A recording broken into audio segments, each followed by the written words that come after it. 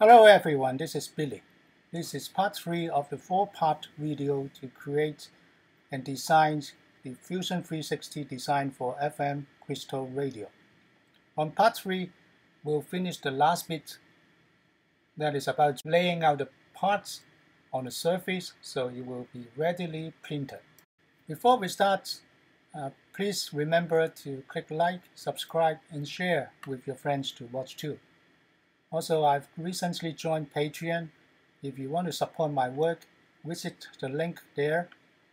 Contribute a coffee or some small amount of money to support my work. Also, I've put down some useful links for components and 3D printers that you can buy through Amazon.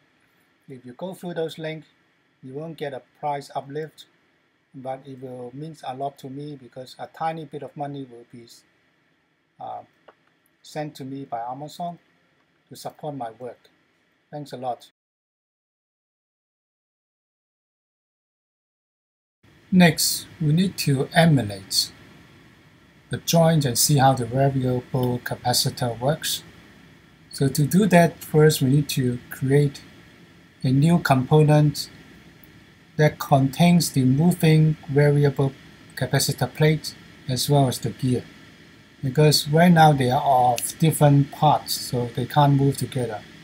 How do we do that? First we highlight the spur gear 3060, this one, and then we select solid, modify,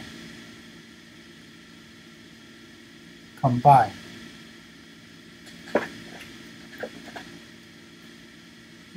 Then it will ask you to select the first part, which is the gear, and then the second part, which is the moving plate.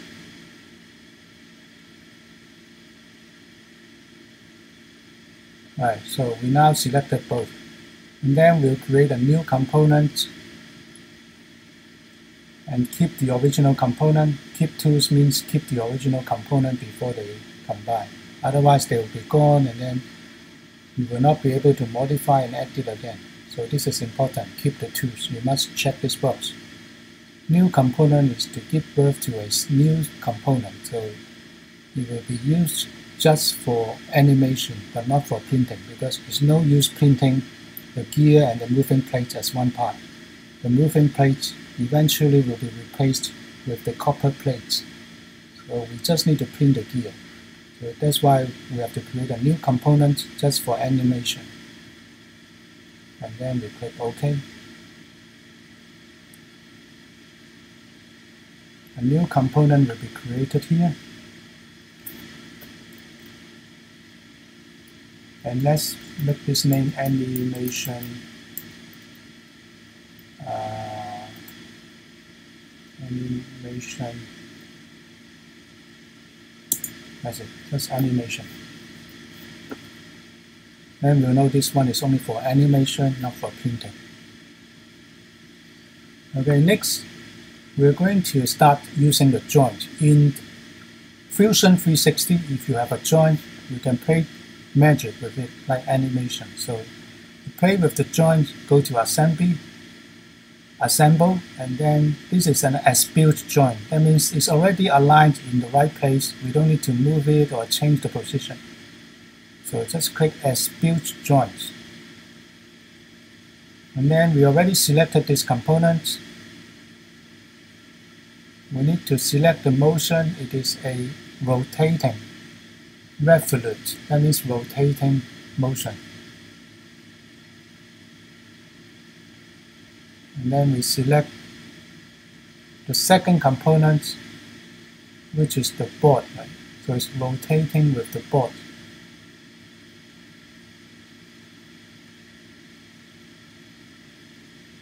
Okay. And it's very strange, right? When you click animate, it rotates at the corner of the board, not at the center of the axis of the gear. So how can we fix that? We can just take out the position. The position means the center of the axis for spinning. So we just come back here and click the center of the gear. Now the rotation is fine. Moving at the x-axis, you can stop the animation by clicking here. Okay, so that's the first joint we create. Then the second joint is this knob. This knob also will turn. Later on, we'll link the motion of the knob with the motion of the gear. So by turning the knob, the gear will also turn in the opposite direction. But before that, let's fix the joint on the knob too. Highlight this, click Assemble, again Expose Joint. We already selected this component. Select the second component, which is the board. This time the position is right. Selected the right position. Otherwise, you can again delete it and point to the center again. Okay, now we got two joints. How do we link the two together? So in Assemble, there is Motion Link. So Motion Link allow you to select two joints. This little blue flag here means the joint. So let's select the first joint. One selected. And then we select the second joint. Two selected. And you see they are now rotating. And they are rotating in the same direction and the same speed. But we want to change their speed. So one turn of the knob will be 1/3 of a turn of the gear. Because the knob has 12 teeth, the gear has 36 teeth. So let's change that. We change that by the angle. So for every turn, for every 3 turns in the knob, there will only be 1 turn in the gear. So it will be every 3 degrees will become 1 degree.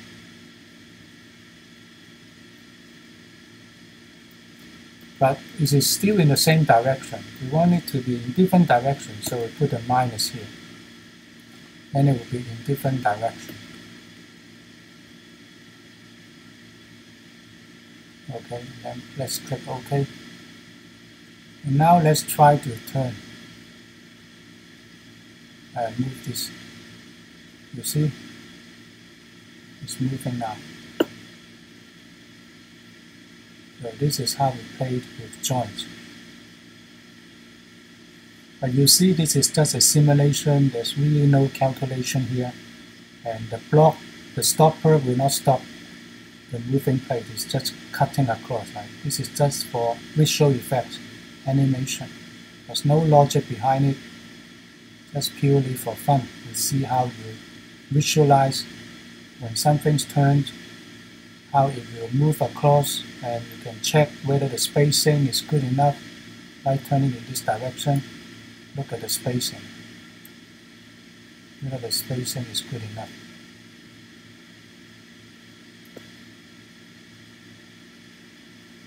The other thing is because we already got a component called the moving plate, right? So it's blocking the view. So we should turn off the eye of the moving plate to make it disappear. So now we have only the new component, the animation being visualized. When it's clear, we can see the spacing. If we turn into this direction, look at the spacing. And it's okay.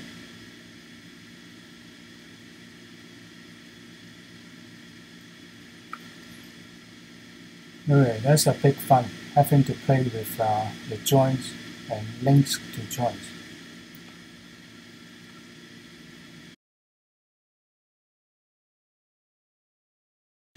Finally, we'll need to now make it printable.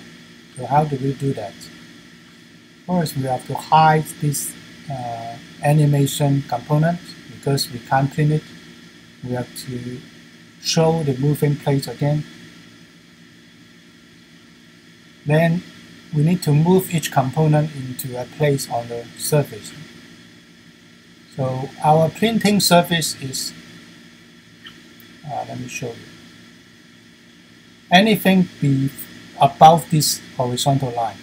Anything below this horizontal line will not be printed. So that means the baseboard, we need to move it up. And all the other components, depending on where we are, we need to move it in the right place. So if you don't want to have support material printed, like this gear and the knob, because it's overhanging, some support material must be printed to support the top, right? Otherwise it will collapse. If you don't want to do that, you want to print it without support, which make a much cleaner print. You don't need to cut out the support material afterwards. And you can turn this upside down. So the bigger part will be on the surface to be printed, and then the smaller part will grow onto the top. That means you don't need support material. So we need to fix it like that. And for the others, we just need to put it on the surface. Okay, so let's move the big piece to the side first. Let's move the board to this side. To do that, highlight the moving plate, activate it, press the M button to move.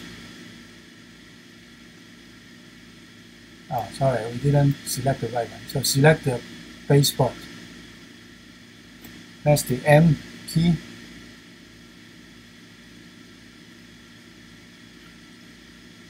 Select the baseboard.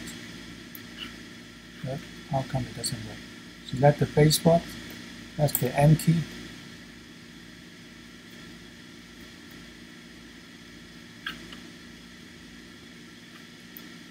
Okay.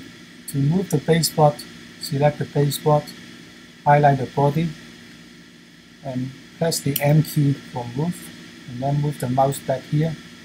You point it to the corner of the baseboard, then you can move. So how do you want to move it? You can flip to this side.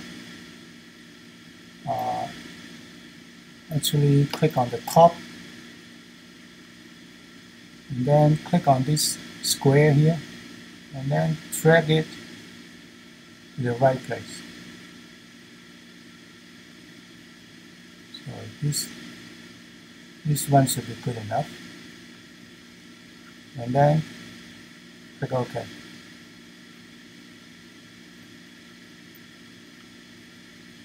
Okay, we fixed that one. Next, let's move this knob. So to move it again, go to the spur gear where the knob is, highlight that, highlight the body, click the M key, and then you'll find the gear being highlighted with the arrows. So again, go to the top, move it to somewhere not touching the other components. And then the last thing you want to do is flip it upside down. To flip it upside down, there's a degree here. You can turn this degree. It will be 360. 180. Or you can type it in here. And you see that it's now moved to the wrong side. So you need to move it again.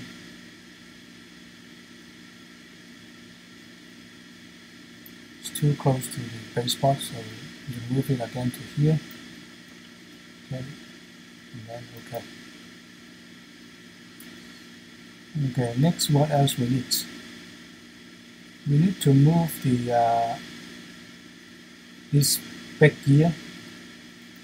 So this gear. So let's highlight this one, activate it.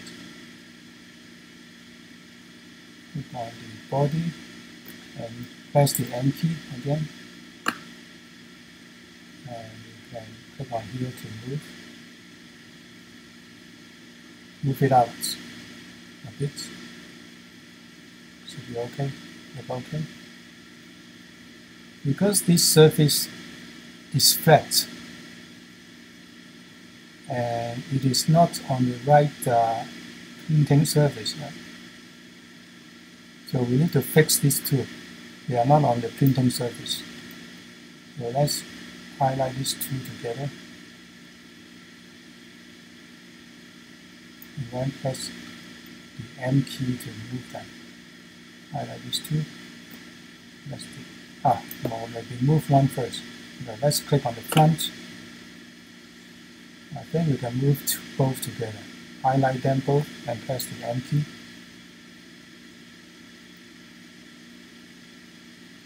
Then we can move it up. Both will move at the same time. We can enlarge it. So now it touches the surface. Okay. But this one seems to be a little bit over. So we need to move this one again. M key again. Highlight this one. Bodies. Move up.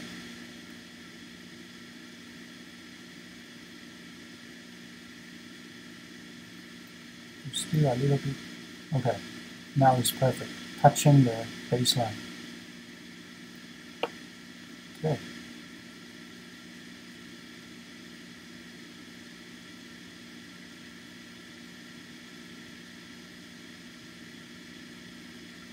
Let's see. What else we need to move out? This part we need to move out. Okay, so let's highlight the upper, this variable capacitor smoothing plate. The moving plate, let's find it here. Okay, activate it. Go to the bodies. Press the M key. And then we can move it. Move it out. And then we go to the top and see what happened. Should be fine. Like that. Move it down here a bit. Okay, and then we look at the vertical bit. It's not good. It's still above the line. So let's enlarge it and move it down. Still not good enough. Move it up a bit. Okay, now it's perfect. Click OK.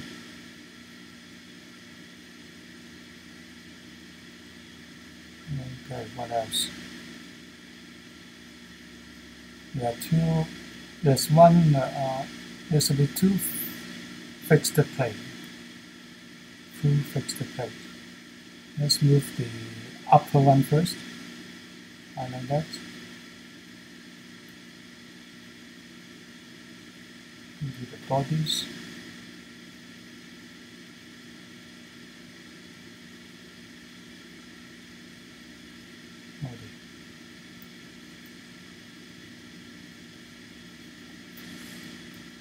Okay, press the M button to move. Move it to the side. Move it down. Let's look at the side.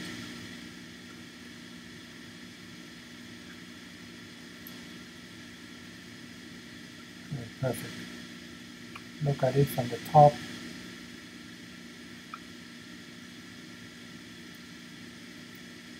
Perfect.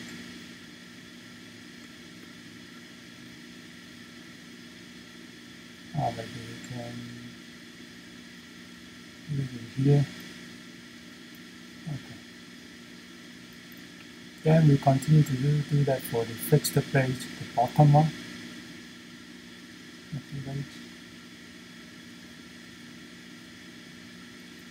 Move it to the side. Actually, we can move it here. There's a space here, so we can move it here. And let's look at the side.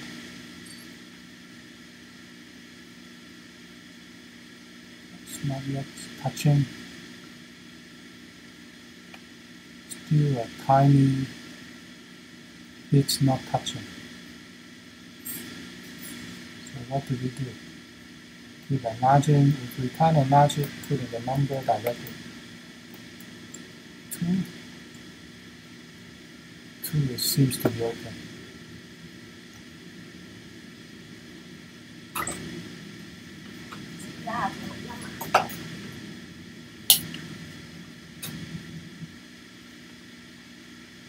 And the last part is this upper bar here. So it's the bar U. It's highlighted. Move the body. Press the M key. And we can just move it out a bit. Let's look at the top. Okay, a little bit too out. Okay, this part will be okay. Now look at the side. Move down. It's not okay. Move up a bit. Still not okay.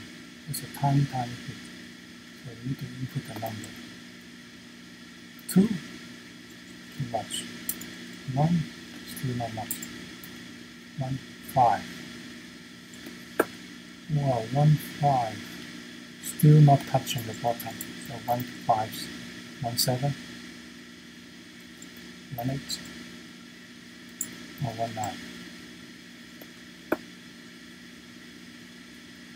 1, 8. 1, 9 will be better.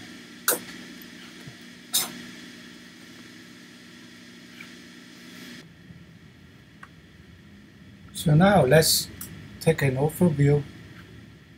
We click on the name of the project, activate it, and then press this button to forward all the way to the last changes. This is important because sometimes you'll find parts missing because you have been doing some rewind of the timeline, and then you find, oh, where's my part? Don't worry, just do what I just did. Fast forward to the end of what you have done, and then you get every part there again. Okay, so this is the time where we double check, triple check that the parts are okay. The holes are drilled through. You can see the white space there through the holes.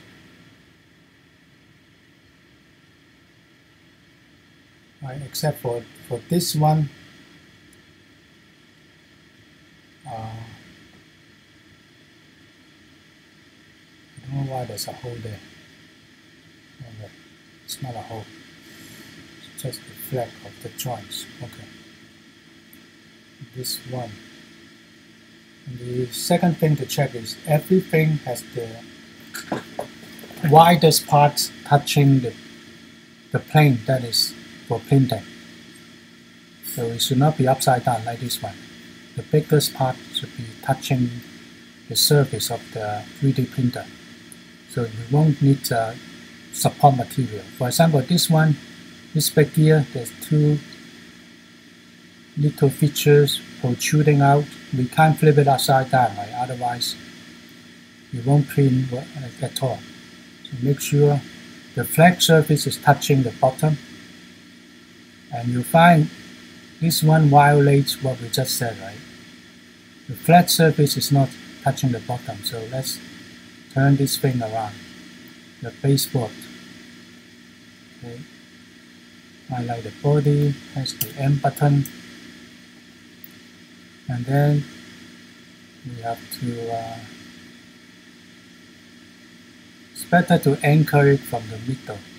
So let's go to the middle and click again. Go to the middle of the box. Yeah, right here. And then we flip it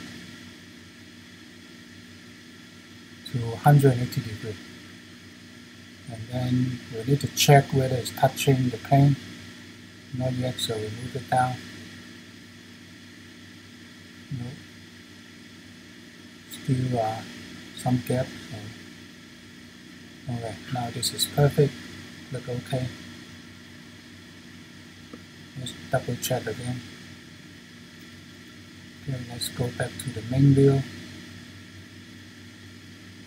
Okay, double check again. Do we have the flat surfaces touching the clean plane? Yes. Every component just like that. Okay, now we are ready to save a copy of this one.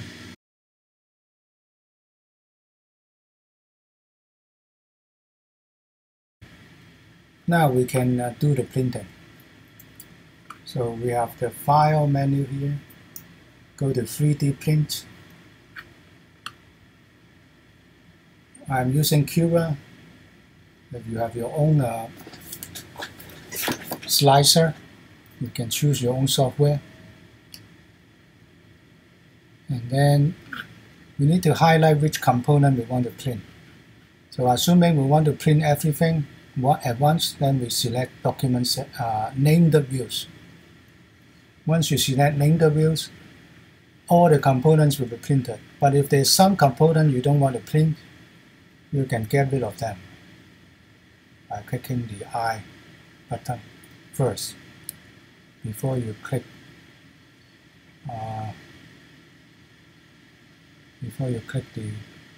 that button, right? So now the board will not be printed because I already printed it. But in case you haven't printed it yet, you can turn it on again. Then the board will be printed again. Yeah. So assume we want to print everything at once, then we click OK. We will launch the Cura program.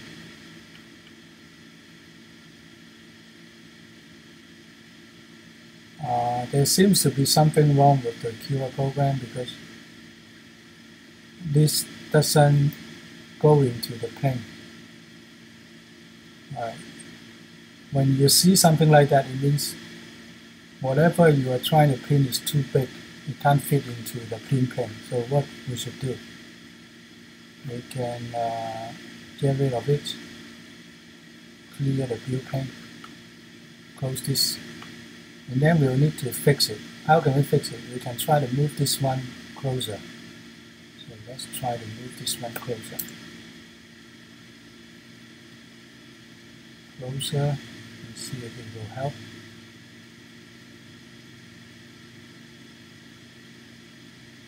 Or we can turn this one to 90 degrees. See if that helps. Let's highlight this one. Base spot.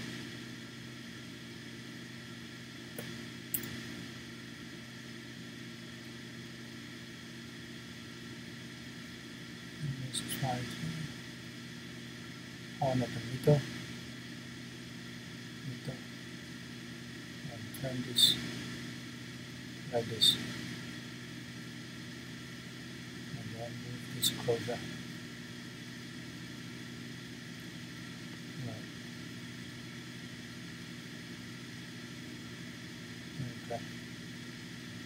We can move these two closer too.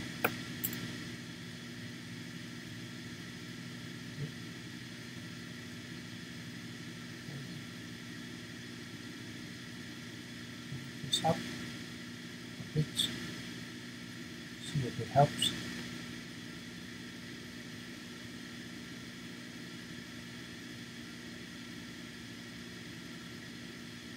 Okay. Now let's save, and let's try to print a second time. See if it works this time.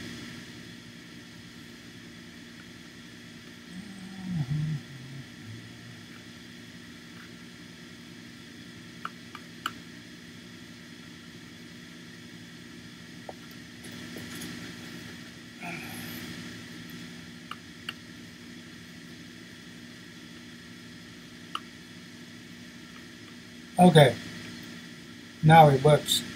Everything fits inside that box. And you can turn your mouse wheel to enlarge or shrink it. You can right click your mouse button and then drag it change the orientation to see the top and the bottom, make sure all the holes are drilled. The holes that should be drilled are there, drilled, and there's no reverse printing of bigger items on the top, smaller items at the bottom, so everything is fine. And then you can do the last step, which is called slice. But before that, check out these parameters here for 3D printing. The one you want to check is this one, infill density. Usually it's 20%, but our parts are quite small, so we want to have a higher infill. That means we want denser material to be printed. Let's put it 50%. And then the next thing to uncheck is the support. Right. Usually it's checked, but you should uncheck it. Make sure no support is printed, otherwise all the holes will be filled with material and it's hard to remove. Okay, that's the only two things we want to check. Let's click it to remove it and click slice. Slicing means converting from 3D printer object file to G-code, which is used by the printer to move the print head and print the material. So you see now total print time is 6 hours 22 minutes. And you can do a preview, click the preview. It's already in preview. Let's see now. Now you see layer 1. All the parts have printed a layer for layer 1. And then when you go up, more parts are printed, thickness increase, and then you can drag, use the right mouse button, drag and see the bottom whether things are okay. Yeah, and you can even play an emulation, how the parts are printed, the last 10 seconds. If you want to go to the layer 1, you can drag through how layer 1 is being printed. You see if there's any problem. Again, the middle, you can drag through it. What's happening in the middle of the print? Yeah. Last step is to save to your SD card. So I already got an SD card inserted. Let me see what file it has. Okay, so you see here. I already got a file here. In order not to confuse me of printing the wrong thing, which usually happen a lot of times to us, as we can't read this very long file name, we just move this one to the bin and remove it. And then I click Save to Remote Drive. And then let me see whether this one is here. Yeah, a new one is printed, saved, and then I can eject. So now we can insert the SD card to the 3D printer, wait for 6 hours 27 minutes, and then you have your components printed.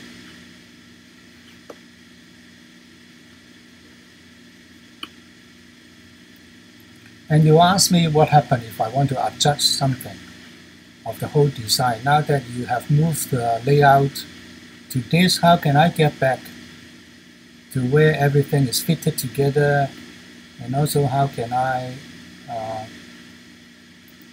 enjoy the animation of the joint again, right? So it's easy. So just go back to this project name, activate the radio button, and then you see this timeline, very long timeline. You see at the end of timeline we do all this movement, right? Moving the parts to the plane.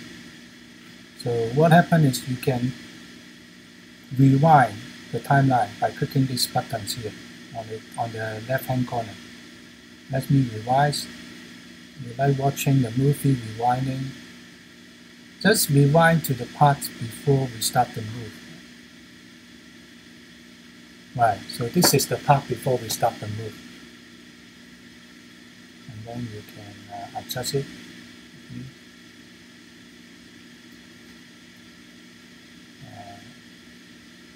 move it sideways a bit. And then you can now go back to enjoy the joints, change the joint. Okay.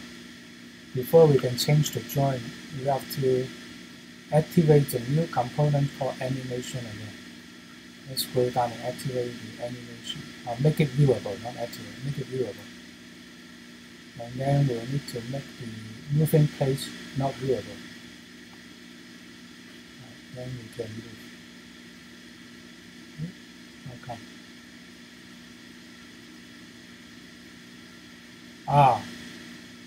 Because we rewind too further away. The motion link is not yet there. Okay, now we fast forward one step. Now the motion link is there. Okay, so this is the magic of Fusion 360. You can always go back into the timeline, change frames, and even if you forgot to do something, you can always go back like here, right click, edit. You can go back and change the depth of your component, right? Like just changing the things here. And then when you are done, just move forward again. You go back to the last step. Well, there you have it. This is my free series video for designing an FM crystal radio step by step from scratch down to the finished product. My next video will be how we turn this into a physical object. I will be printing this out and showing you how we can put the parts together, including how to actually cut the copper plate and mount it onto the baseboard, as well as how to use the diodes and MOSFETs and all the wiring. So until then, goodbye. Just a reminder, if you like my video, click like, subscribe, and share with your friends too. You can also contribute a small sum of money to me to support my work by going to the Patreon site. The link can be found in the description, or shopping through Amazon through the links I provided for the components and 3D printers. Thanks again. See you next time.